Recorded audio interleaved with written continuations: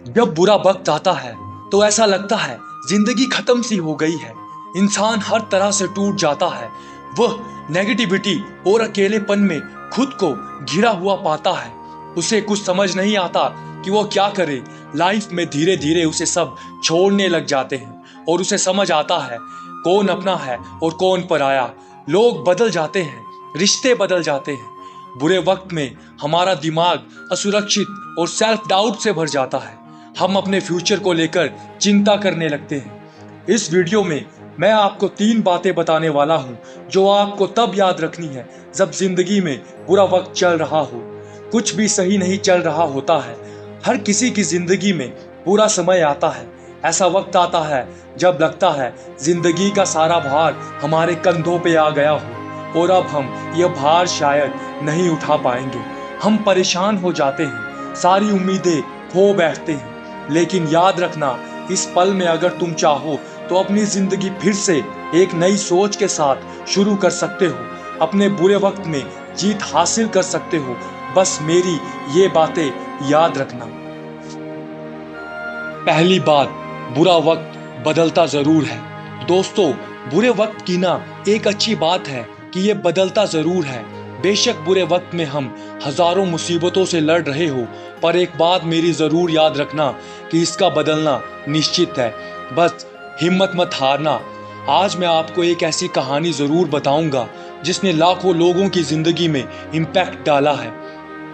ये कहानी ऐसे इंसान की जिसकी जिंदगी में ना बुरा वक्त मानो एक हमसफर सा बन गया हो, लेकिन वो पूरी जिंदगी लड़ता रहा उस वक्त से, और जब जीता तो पूरी दुनिया में हमेशा के लिए अपनी छाप छोड़ गया। ये कहानी है KFC के मालिक की। KFC का नाम तो हम सभी जानते ही है ना। हम सभी को सिर्फ ये पता है कि KFC आज पूरी दुनिया में कितना फेमस है, पर यह मालूम नहीं है कि उसकी सक्सेस के पीछे कितनी मेहनत की गई थी। तो आज हम KFC के संस्थापक कर्नल हार्लैंड डेविड सैंडर्स के बारे में बात करने वाले हैं। कहते हैं कर्नल सैंडर्स को लगातार 1008 बार फेल होने के बाद सफलता मिली थी।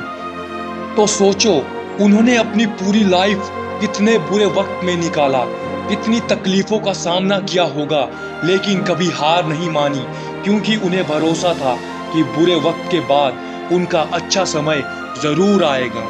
कर्नल सैंडर्स का जन्म 9 सितंबर 1890 को अमेरिका के इंडियाना प्रांत में हुआ था। उनका जन्म एक गरीब परिवार में हुआ था। उनके पिता का नाम बिल्बर डेविड था और माता का नाम मार्गरेट सैंडर्स था। वो 3 भाई बहनों में सबसे बड़े थे। कर्नल सैंडर्स के पिता की जब मृत्यु हुई थी तो वो सिर्फ 5 साल के थे। इतनी कम उम्र में पिता की मृत्यु होने के बाद उनकी लाइफ में मुश्किलों का सिलसिला बढ़ सा गया था। उनके माता ने पिता के चले जाने के बाद एक फैक्ट्री में नौकरी करना शुरू की और इसी नौकरी से बच्चों का पालन पोषण किया। कर्नल सैंडर्स छोटे भाई बहनों की देखरेख अच्छे से करते थे और अपनी मां को घर में खाना बनाने में भी मदद करते थे। छोटी सी उम्र में इतनी सारी जिम्मेदारियां उन्हें मिल गई थी। 16 साल की उम्र में उन्होंने पढ़ाई छोड़ दी थी। कुछ दिनों के बाद उनकी मां ने दूसरी शादी कर ली और वो अपने बच्चों के साथ अपने पति के घर ग्रीनवुड इंडियाना चली गई। उनके सौतेले पिता का व्यवहार अच्छा ना होने के कारण कर्नल सैंडर्स घर से भाग गए। 17 साल की उम्र तक उन्होंने कई नौकरियां की। 18 साल की उम्र में कर्नल सैंडर्स ने विवाह करने का फैसला किया। इसके बाद उनकी जिम्मेवारियां और भी बढ़ गई थी। उन्होंने पूरी जिंदगी बहुत सारा मेहनत किया। वो कभी बस कंडक्टर तो कभी आर्मी में काम करने के लिए चले गए, तो कभी एक लोहार के सहायक के तौर पर काम करते रहे। इसी तरह उन्होंने बहुत सी नौकरियां की, लेकिन सब में विफल रहे। उन्होंने लाइफ इंश्योरेंस बेचे, सेल्समैन का काम किया, टायर और एसिटाइलिन लैंप बेचे। इस तरह कई सारे काम करते करते वो थक चुके थे और हर जगह वे विफल ही रहे। 19 साल की उम्र में वो एक बेटी के पिता बन गए थे। कुछ समय के बाद उनकी पत्नी अपनी बेटी के साथ उन्हें छोड़कर जा चुकी थी। उसके बाद वो एक होटल में शेफ का काम करते थे। 40 साल की उम्र तक ऐसे ही एक जगह से दूसरी जगह पर भटकते रहे। आखिर 65 साल की उम्र में वो रिटायर हो गए थे। रिटायर्ड होने के बाद उन्हें सरकार की ओर से मात्र $105 का चेक मिला था, जो उनकी जिंदगी गुजारने के लिए पर्याप्त नहीं था।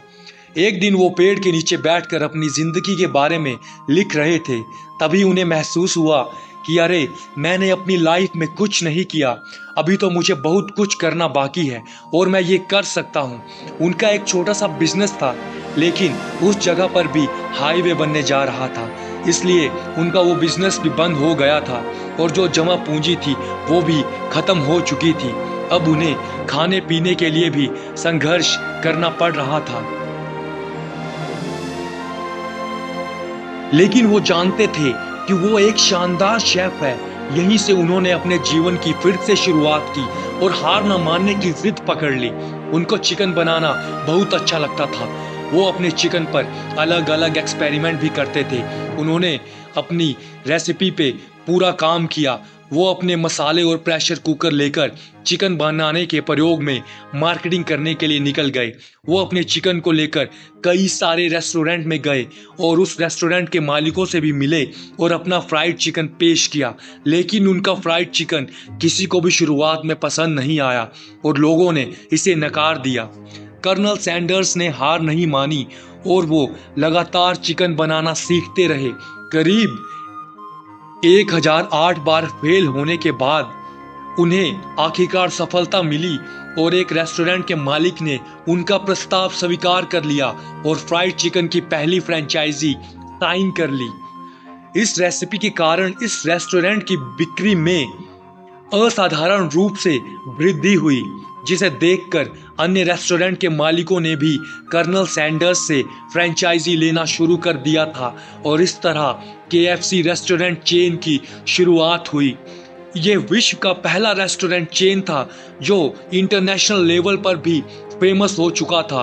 1964 तक अमेरिका और कनाडा में लगभग KFC के 600 आउटलेट खुल गए थे और इनके आउटलेट इंग्लैंड, मैक्सिको, जमैका में भी खुल गए थे।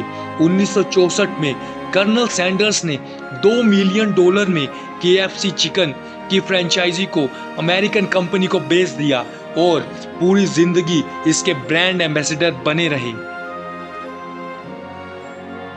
16 दिसंबर 1980 में ल्यूकेमिया से कर्नल सैंडर्स का निधन हो गया, लेकिन आज भी वो KFC के स्टार आइकन के रूप में हम सभी के दिलो दिमाग में जीवित है और उनकी रेसिपी पूरी दुनिया में धमाल मचा रही है।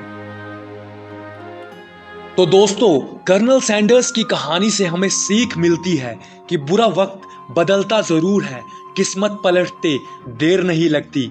आप में से बहुत से लोग ये शिकायत करते हैं कि उनकी सारी जिंदगी दुखों से संघर्ष करते निकल गई। कर्नल सैंडर्स की कहानी उन लोगों के लिए वरदान साबित हो सकती है। उनकी कहानी बताती है कि जिंदगी में कभी बुरा वक्त आए तो निराश मत होइए, अपनी अंतिम सांस तक प्रयास कीजिए, क्योंकि अच्छा वक्त आते देर नहीं लगती। बुरा वक्त भी हमारी लाइफ में ठीक वैसे ही होता है जैसे दिन के बाद रात गुजरते ही फिर से सुबह जरूर होती है। ठीक वैसे ही कुछ समय बाद बुरा वक्त भी अच्छे वक्त में बदलता जरूर है।